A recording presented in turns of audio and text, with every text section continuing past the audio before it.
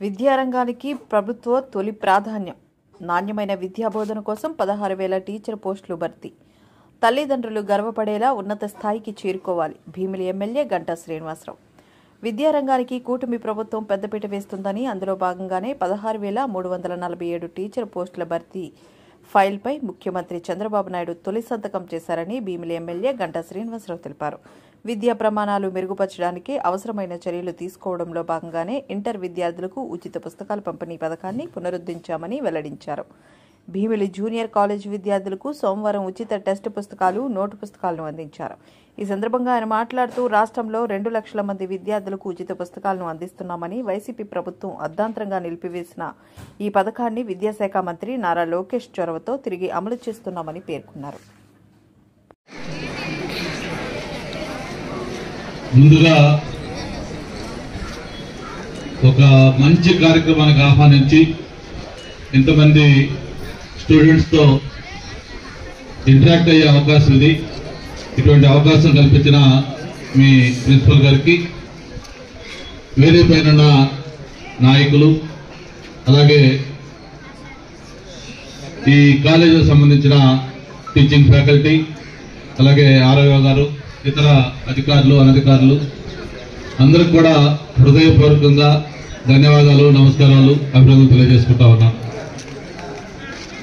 మామూలుగా స్టూడెంట్ లైఫ్లో ఇంటర్మీడియట్ అనేది చాలా చాలా కీలకమైన దశ. అది మీరు భవిష్యత్తులో ఏం కావాలి, మీ ఫ్యూచర్ ఎలా ఉండాలనేదానికి నిర్ణయించుకునే సమయం కూడా ఈ ఇంటర్మీడియట్లోనే. అటువంటి ఒక క్రూషియల్ స్టేజ్లో మీరంతా ఉన్నారు. మీరందరూ భవిష్యత్తులో మంచి రెస్పాన్సిబుల్ సిటిజన్స్గా కావాలి. మీరు పెట్టుకున్న టార్గెట్ అది అకాడమిక్గా ముందుకెళ్తారా, లేదు గేమ్స్ స్పోర్ట్స్లో వెళ్తారా, లేదు అదర్ కల్చరల్ యాక్టివిటీస్లో వెళ్తారా, ఏ ఫీల్డ్ ఎంచుకుంటారో అటువంటి మీరు ఎంచుకున్న ఫీల్డ్లో మీరు ఎక్సెల్ కావాలి. మీరు అనుకున్న గోల్ రీచ్ కావాలి. ఆ గోల్ రీచ్ కావాలంటే నేను మీ అందరూ కూడా యాజ్ ఏ ఒక ఎల్డర్లీ పర్సన్ గా చెప్పేది ఒకటి, సక్సెస్ కి షార్ట్ కట్స్ ఏం లేవు. నేను కూడా ఒక మామూలు విలేజ్ నుంచి వ్యక్తిని. నాకు డిగ్రీ అయిపోయిన తర్వాత నేను ఇక్కడ ఆంధ్ర యూనివర్సిటీలో లా చేసుకున్న తర్వాత మరి నేను ఈరోజు ఇప్పుడే మన ప్రిన్సిపల్ గారు చెప్పినట్టుగా 6 సార్లు వరుసగా ప్రజాప్రతినిధి గెలుస్తూ వచ్చున్నాను. ఇవన్నీ కూడా ఎలా వచ్చినాయంటే ఊరికే ఏదో షార్ట్ కట్స్ వల్ల రావు. నేను మిమ్మల్ని కోరేది ఒకటే, మీరు ఏదైతే మీరు టార్గెట్ పెట్టుకుంటారో లైఫ్లో, మీరు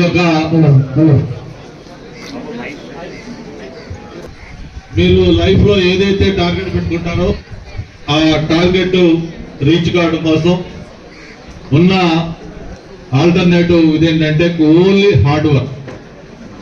ఆ హార్డ్ వర్క్ అనేది మీరు ఒక ప్లాన్ ప్రకారం, ఒక కోచింగ్ గైడెన్స్ తీసుకొని మీరు హార్డ్ వర్క్ చేస్తే తప్పకుండా మీరు ఆ టార్గెట్ అనేది రీచ్ అవుతారు. అందుకే మనకి పూజ్య బాపూజీ గాంధీ గారు ఎప్పుడు చెప్తారు, కృషిని ఆయుధం అయితే విజయం నీకు బానిస అవుతుందని చెప్పారు. అంటే ఎప్పుడైతే మీరు హార్డ్ వర్క్ మీరు చేయాలనేది ఒక టార్గెట్ గా తీసుకుంటారో మీరు ఎంచుకున్న లక్ష్యం అనేది మీరు ఖచ్చితంగా రీచ్ అవుతారు. ఇప్పుడే మనం వచ్చే ముందు అబ్దుల్ కలాం గారి విగ్రహానికి పూలమాలలు వేసుకున్నాం. మీ క్యాంపస్ లోనే అబ్దుల్ కలాం గారి స్టాట్యూ కూడా పెట్టుకున్నారు. మీరు క్యాంపస్ లోకి వచ్చే ప్రతిసారి కూడా ఆ అబ్దుల్ కలాం గారి విగ్రహం చూస్తూ మీరు క్లాస్ రూమ్ లోకి వెళ్తా ఉంటారు. ఎందుకు మీరు అబ్దుల్ కలాం గారు విగ్రహం పెట్టారనేది ఒక్కసారి మీరు ఆలోచించండి. ఆయన ఏం చెప్పారు, ఆయన లైఫ్ ఎలా లీడ్ చేశారు, ఆయన ఎలా ఒక ఈ సొసైటీకి మెసేజ్ ఇచ్చారు, ఇవన్నీ కూడా మీరు ఎప్పుడు కూడా ఆలోచించాల్సిన అవసరం ఉంది. ఆయనకి అత్యంత ఇష్టమైనది ఏంటంటే విద్యార్థులతో ఏదైనా ప్రోగ్రామ్స్ లో ఇంటరాక్ట్ కావటం, వాళ్ళకి ఏదైనా క్లాసులు చెప్పటం. ఆయన చివరికి చనిపోయే రోజు కూడా ఆయన భారత రాష్ట్రపతిగా చేసి భారత రత్న అవార్డు పొంది ఒక మిసైల్ మ్యాన్ గా పేరు పొంది ఈ దేశంలోనే ఒక గొప్ప పేరు ప్రఖ్యాతించుకున్న వ్యక్తి కూడా రిటైర్ అయిన తర్వాత చనిపోయే రోజు మీలాంటి పిల్లలకి ఒక లెక్చర్ ఇస్తూ ఆ రోజు అక్కడ ఆయన చనిపోవడం జరిగింది. అంటే ఆయన లైఫ్ లో ఎప్పుడు కూడా అంత అటాచ్డ్ గా ఉండేవాడు స్టూడెంట్స్ తోటి. అటువంటి అబ్దుల్ కలాం గారిని ఇన్స్పిరేషన్ గా తీసుకోవాల్సిన అవసరం ఉంది. ఆయన ఎప్పుడు చెప్పేవాడు ఎయిమింగ్ లో ఇస్ ఎ సిన్ అని. అంటే మనం ఏదైనా ఒక టార్గెట్ పెట్టుకునేటప్పుడు మీరు అది ఏ ఫీల్డ్ అని ఎంచుకోండి. నేను మిమ్మల్ని ఒక ఉద్యోగంలో కాదు, ఉద్యోగం కావచ్చు, వ్యాపారం కావచ్చు, లేకపోతే పాలిటిక్స్ కావచ్చు, లేకపోతే ఇంకొక గేమ్స్ అండ్ స్పోర్ట్స్ కావచ్చు, లేకపోతే సినిమా కావచ్చు, లేకపోతే ఇంకొక కల్చరల్స్ కావచ్చు, ఏదైనా సరే ఫీల్డ్, ఏ ఫీల్డ్ కూడా తప్పు కాదు. కాకపోతే అందులో టార్గెట్ అనేది ఒక హైయెస్ట్ పెట్టుకోవాలి. అందుకే మా చంద్రబాబు నాయుడు గారు ఎప్పుడు చదువుతారు, dare to dream and care to achieve అని. మీరు డ్రీమ్ చేయడానికి కూడా ఒక డేర్ ఉండాలి. అంటే నేను పాలిటిక్స్ లోకి రావాలి అనుకున్నాను అనుకోండి, మీరు ఎవరన్నా వస్తే ఒక నరేంద్ర మోడీ గారు, ఒక చంద్రబాబు నాయుడు గారు, లేకపోతే ఆడపిల్ల చాలా మంది ఉన్నారు, ఒక ఇందిరాగాంధీ, ఇట్లా ఎవరైతే ఒక ఆ ఫీల్డ్ లో టాప్ పోస్ట్ కి వెళ్ళారో అటువంటి వాళ్ళని టార్గెట్ గా పెట్టుకొని ఆ రీచ్ మనకు కావాలి, ఆ పొజిషన్ రీచ్ కావాలి అనే లక్ష్యంతో మీరు పనిచేస్తే తప్పకుండా ఏది కూడా అసాధ్యం కాదు. మీరందరూ కూడా చాలా మంది గ్రామీణ ప్రాంతం నుంచి వచ్చిన పిల్లలు. మీ తల్లిదండ్రులు మీ మీద చాలా హోప్స్ తో ఉంటారు. మా పిల్లలు పెద్ద అయిన తర్వాత వాళ్ళు మంచి పిల్లలు కావాలి, మంచి రెస్పాన్సిబుల్ పిల్లలు కావాలి, వాళ్ళని చూసిన తర్వాత తల్లిదండ్రులుగా మేము గర్వించాలి, మా పిల్లలను చూసి మా ఊరు గర్వంగా చెప్పుకోవాలి, పలానా అమ్మాయి మా అబ్బాయి, పలాని అబ్బాయి ఈ గ్రామంలో పుట్టేది గ్రామం గర్వంగా చెప్పుకోవాలి, లేకపోతే ఆ జిల్లా, రాష్ట్రం, దేశం కూడా మిమ్మల్ని గుర్తించే విధంగా మీరు ఎదగాలని ప్రతి తల్లిదండ్రులు కోరుకుంటారు. మరి అలా ఉండాలి అంటే మీరు ఎక్కడ కూడా ఈ ఇంటర్మీడియట్ అనేది చాలా క్రూషియల్ స్టేజ్ కాబట్టి ఎక్కడ మీరు డివియేట్ కాకుండా మీ మెయిన్ ఏదైతే టార్గెట్ మీ ఫోకస్ ఉందో దాన్ని రీచ్ అయ్యే విధంగా మీరు అన్ని విధాలుగా కృషి చేయాలి. మామూలుగా నేను ఎప్పుడూ చెప్తా ఉంటాను, ఒక ఇక్కడ కూర్చున్న ప్రతి ఒక్కరు కూడా రేపు మీ కెరీర్ స్టార్ట్ అయిన తర్వాత, మీరు పొజిషన్ చేరిన తర్వాత మీరందరూ కూడా ఇప్పుడు మేమైతే ఎలాగైతే ఈరోజు డయాస్ మీద కూర్చున్నాం, ఒక ఎమ్మెల్యేగా, లేకపోతే ఒక నాయకుడిగా, లేదా ఒక ప్రిన్సిపల్ గా, ఒక ఆర్ఐఓగా, లేదా కార్పొరేటర్ గా ఇక్కడ డయాస్ మీద కూర్చోవాలంటే ఊరికి వస్తే కూర్చొని మిమ్మల్ని మీరంటూ ఏదో ఒక పొజిషన్ రీచ్ కావాలి. అలా రీచ్ అయ్యి మళ్ళీ మీరు ఇలాంటి డయాస్ మీద కూర్చొని మీరు చెప్పే మాటలు, ఈ రోజు మీరు ఎలాగైతే మేము చెప్పే మాటలు వింటామన్నామో రేపు మీరు చెప్పే మాటలు కూడా మీరు చెప్పే మాటలకు వాళ్ళు మోటివేట్ కావాలి, ఇన్స్పిరేషన్ పొందాలి. అలాంటి పొజిషన్ కి మీరందరూ రావాలి. అంటే ఈ రోజు మీరు కనబడితే ఒక 10 మంది మీ సిగ్నేచర్ కోసం ఎగబడాలి. ఎప్పుడు ఎగబడతారంటే మీరు అటువంటి ఒక ఉన్నతమైన స్థానం, మీరు బ్రహ్మాండమైన ఒక ఐఏఎస్ ఆఫీసర్ అయిననుకోండి, మీ సిగ్నేచర్ ఎగబడతారు. లేదా ఒక మంచి స్పోర్ట్స్ మ్యాన్, ఒక సింధులాగా తయారనుకోండి, ఖచ్చితంగా మీ వెనకాల పడి సంతకాలకు ఆటోగ్రాఫ్ కావాలంటారు, మీతో సెల్ఫీలు కావాలంటారు.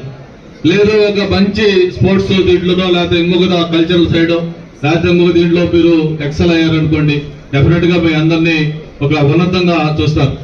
అటువంటి లక్ష్యాలు ఉండే విధంగా మీరందరూ పెట్టుకుని సాధించాలని చెప్పని కోరుకుంటూ, ఈరోజు ప్రభుత్వం కూడా ఎడ్యుకేషన్ కి హైయెస్ట్ ప్రయత్నిస్తా ఉంది.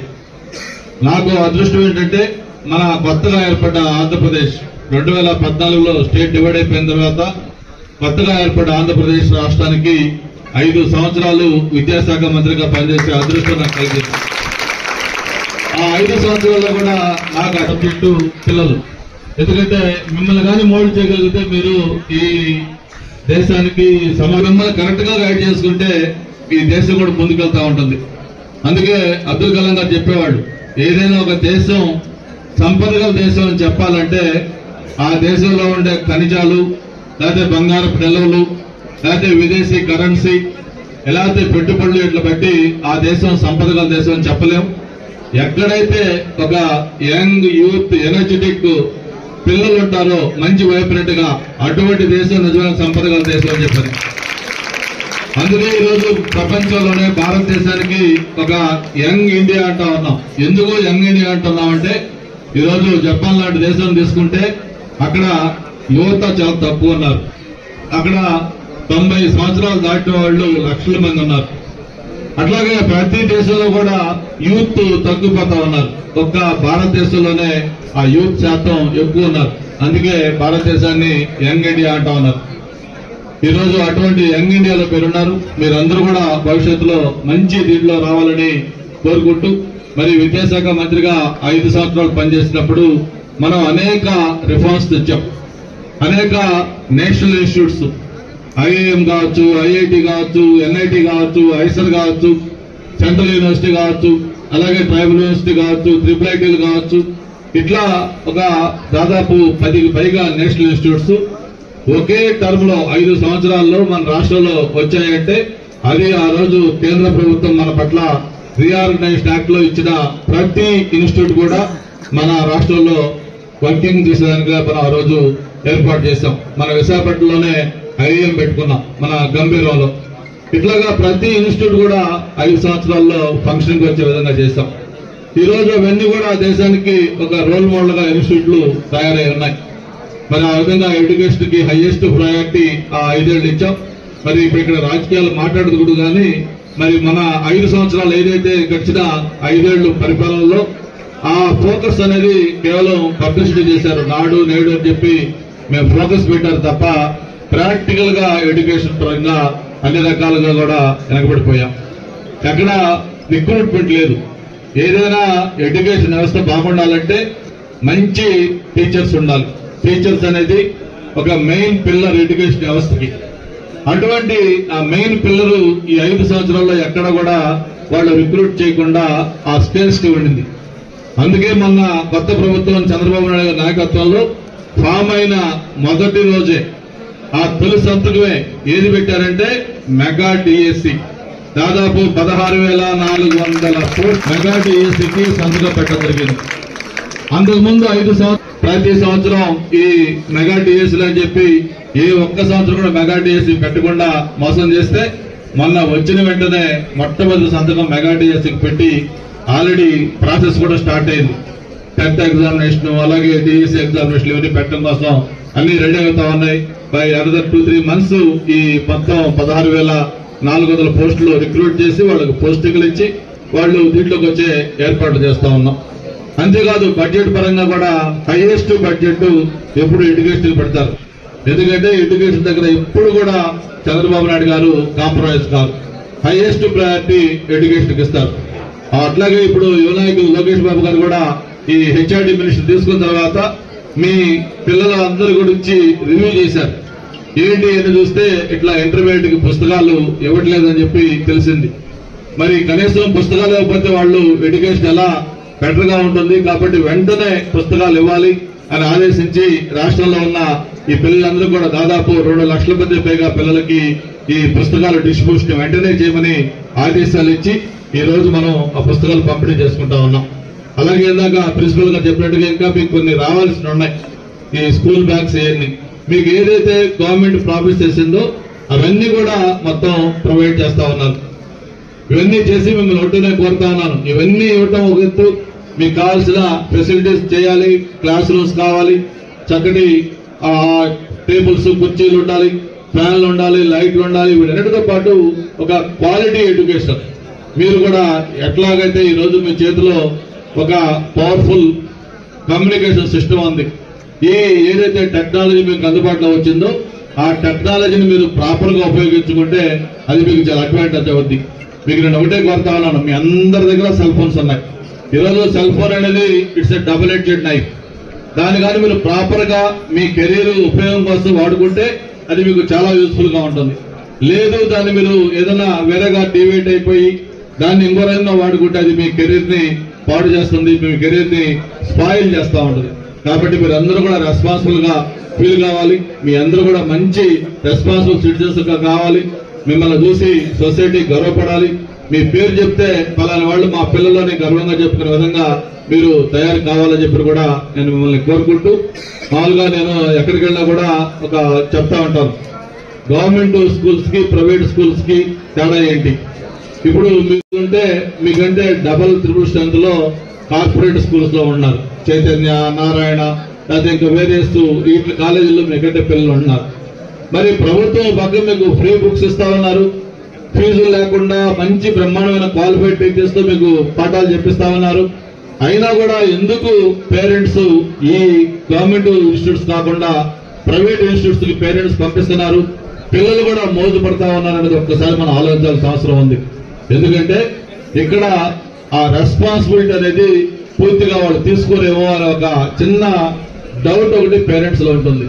అదే ప్రైవేటు స్కూల్ కాలేజెస్ అయితే, ప్రైవేటు స్కూల్స్ అయితే వీక్లీ టెస్ట్ పెట్టి వాళ్ళు మిమ్మల్ని మానిటర్ చేసి ఏదైనా కొంచెం తగ్గితే వెంటనే మిమ్మల్ని ఏదో మళ్ళీ స్పెషల్ క్లాసులు ఇచ్చి అవి చేస్తారని చెప్పి ఒక చిన్న అపోహలో ఈ రోజు పేరెంట్స్ ఉంటున్నారు. మరి మేమందరం కూడా మాక్సిమం నాకు తెలిసిన వాళ్ళందరూ కూడా మీ ప్రిన్సిపల్ సహా మేమందరం ప్రైవేటు స్కూల్స్, కార్పొరేట్ స్కూల్స్ చదువుకోవాలా. మేము కూడా మీలాగే గవర్నమెంట్ స్కూల్స్ లో, గవర్నమెంట్ మున్సిపల్ చదువుకున్నాం. మరి మేమందరం కూడా బాగా లైఫ్ లో సెటిల్ అయ్యాం.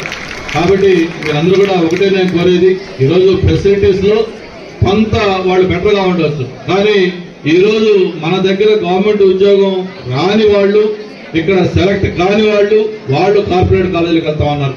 కాబట్టి ఫ్యాకల్టీ సైజు, వాళ్ళ క్వాలిటీ, వాళ్ళ టీచింగ్ క్యాపబిలిటీ, వాళ్ళ స్కిల్స్ ముందు పోల్చుకుంటే ఈరోజు ప్రైవేట్ కాలేజెస్ లో, కార్పొరేట్ కాలేజెస్ లో ఉన్న వాళ్ళు ఏ మాత్రం సరిపోరు. కాబట్టి అటువంటి బెస్ట్ ఫ్యాకల్టీ మనకున్నారు. వాళ్ళ గైడెన్స్ తీసుకోండి, వాళ్ళ అడ్వైస్ తీసుకోండి, వాళ్ళ కోచింగ్ టెక్నిక్స్ తీసుకోండి. ఇవన్నీ తీసుకొని మీరు కెరీర్ లో బెస్ట్ స్టూడెంట్స్ కావాలని చెప్పని మరొకసారి మీ అందరూ కూడా కోరుకుంటూ, ఒక చక్కని ఆపర్చునిటీ కాదు, చాలా రోజుల తర్వాత ఇంతమంది పిల్లల్ని కలుసుకొని మీతో మాట్లాడడం కూడా నాకు సంతోషం అని చెప్పని తెలియజేసుకుంటూ, రేపు మళ్ళీ మీ ఎగ్జామినేషన్స్ అయిపోయిన తర్వాత, ఈ రిజల్ట్స్ వచ్చిన తర్వాత మళ్ళీ ఒకసారి వద్దాం. ఇక్కడ 100% రిజల్ట్ వచ్చేదానికి ప్రిన్సిపల్ గారు, మీరు ఫ్యాకల్టీ మొత్తం అంతా కూడా దానికి టార్గెట్ పెట్టుకోండి. మీకు గవర్నమెంట్ సైడ్ నుంచి ఏదైనా సపోర్ట్ కావాలి, మీకు ఏదైనా ఇదిగో ఉంది, ఇబ్బంది ఉన్నాయంటే చెప్పండి. మీకు అవుట్ ఆఫ్ ప్రయారిటీ కింద తప్పకుండా ఈ ఇన్స్టిట్యూట్ మేము చేసేదానికి మేము ముందుకున్నాం, రెడీగా ఉంటాం. తప్పకుండా వీళ్ళని ఒక రోల్ మోడల్ గా ఇది ఇన్స్టిట్యూట్ చేద్దామని చెప్పిన కూడా ఈ సందర్భంగా తెలియజేసుకుంటూ, మరొకసారి మీ అందరినీ కూడా wish you all the best. మీరు ఏదైతే మీరు ఇందాక చెప్పాను టార్గెట్, ఏ ఫీల్డ్ ఎంచుకోండి. అది నేను పర్టికులర్ గా మీకు నేను ఉద్యోగమే చేయాలలేదు, ఉద్యోగమా లేకపోతే గేమ్స్ అండ్ స్పోర్ట్సా, కల్చరల్ సైడా, లేదు ఎనీథింగ్ ఎంచుకున్నా సరే అది మంచి టార్గెట్ పెట్టుకొని దాన్ని అచీవ్ చేయాలని చెప్పి మరొకసారి కోరుకుంటూ మీ అందరికీ all the best. Thank you. Hello Vizag cute babies parents and photographers, మీ అందరికీ ఒక గుడ్ న్యూస్ అండి. మన వైజాగ్ లో గాజువాక కూర్మనపాలెంలో Andhra Pradesh largest baby 3D rental studio వచ్చేసింది. అదే మన బేబీ బెల్ స్టూడియోస్. ఇందులో మనకి 40+ 3D థీమ్స్ అయితే ఉన్నాయి. చూస్తున్నారు కదండి సెట్స్ ఎంత ప్రీమియం గా ఉన్నాయో. ఇందులో మనకి piano theme, kitchen theme, military theme, moon theme ఇలా చాలా ఉన్నాయండి. వీళ్ళ దగ్గర 3 డిఫరెంట్ ప్యాకేజెస్ అఫోర్డబుల్ ప్రైసెస్ కి అవైలబుల్ గా ఉన్నాయి. And costumes, footwear and all accessories package లో ఇంక్లూడ్ చేశారు. అండ్ ప్రతి క్లయింట్ కి ఒక అసిస్టెంట్ ని ప్రొవైడ్ చేస్తారు. అండ్ థీమ్ కి తగ్గ కాస్ట్యూమ్స్ కూడా ఇక్కడ ఉన్నాయి. ఇక నుండి మీరు బేబీతో ఎండల్లో, బీచెస్ దగ్గర, అవుట్డోర్ లో ఎలాంటి ఇబ్బంది పడక్కర్లేదండి. మన బేబీ బెల్ స్టూడియోస్ లో బేబీకి కంఫర్టబుల్ గా సెంట్రలైజ్డ్ ఏసీ ఉంది అండ్ చాలా హైజీనిక్ గా మెయింటైన్ చేస్తున్నారు. ఇక్కడ మీరు new born shoots, maternity shoots, family shoots, cake smash కూడా చేసుకోవచ్చండి. ఇక్కడ 6 months ఏజ్ నుండి 3 years ఏజ్ ఉన్న బేబీస్ వరకు ఫోటో షూట్ చేసుకోవచ్చు. కేక్ స్మాష్ అయ్యాక బాత్ టబ్ లో బేబీకి వార్మ్ వాటర్ కూడా ప్రొవైడ్ చేస్తున్నారండి. అండ్ కేక్ స్టోర్ చేసుకోవడానికి రిఫ్రిజిరేటర్ కూడా ఉంది. అండ్ క్లయింట్స్ కి ఏసీ రూమ్స్ ఉన్నాయండి. ఈ రూమ్ లో ఫోటోగ్రాఫర్స్ వాళ్ళ థింగ్స్ పెట్టుకోవచ్చు. అండ్ ఛార్జింగ్ పాయింట్స్ కూడా ఉన్నాయి. ఫోటోగ్రాఫర్స్ కి కావాల్సిన లైట్స్ కూడా వీళ్ళు ప్రొవైడ్ చేస్తున్నారండి. మరి ఇంకెందుకు లేట్, వైజాగ్ ఫోటోగ్రాఫర్స్ వెంటనే వెళ్లి స్టూడియోని విజిట్ చేసి ఫ్రీ కూపన్స్ గ్రాప్ చేసుకోండి. మరిన్ని డీటెయిల్స్ కోసం నా క్యాప్షన్ చెక్ చేయండి.